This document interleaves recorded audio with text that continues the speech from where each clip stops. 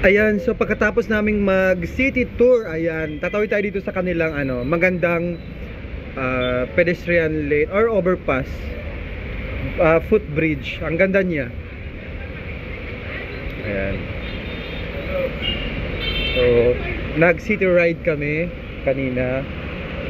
Ayan, pakita ko sa inyo yung double decker na sinakyan namin. Open yung top niya. Ayan siya.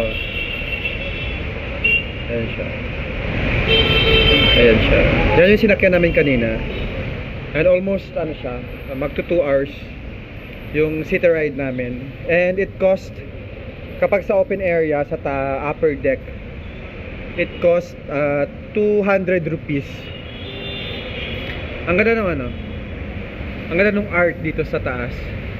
Napaka makulay. Tingnan mo to. Ang ganda nung nila, footbridge. Nakakatuwa naman.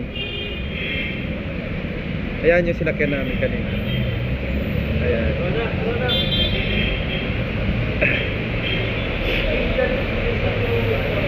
Ayan. So, ito yung niya sa city. Look at it. Ayan. Welcome to Tero Napubara. Hindi ko ang haba ng pangalan. Trivandrum na lang siya. Trivandrum yung name niya before. Tapos mga late 90s yata napalitan yung name niya. Ayan. So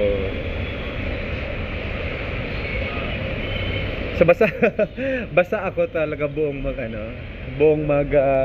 buong city ride kasi na siya, monsoon season na dito and umuulan-ulan na siya, kaya ganyan. As you can see, this sobrang ganda ang ng footbridge nila. Ayan.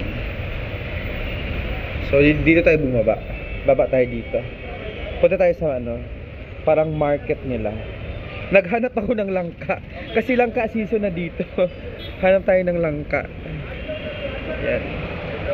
Makahanap man lang tayo, makakain tayo ng langka. Ang tagal ko nang hindi nakakain ng langka actually. Kaya nakikrave ako kasi nakikita ko sa daan madami na siyang nagtitinda ba.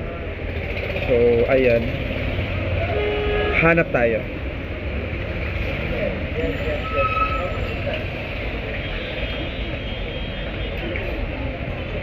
So welcome once again guys. Ayan, nakakatuwa siya na city. Ayan, ito pala siya ay capital ng state of Kerala, dito sa may southern part ng India.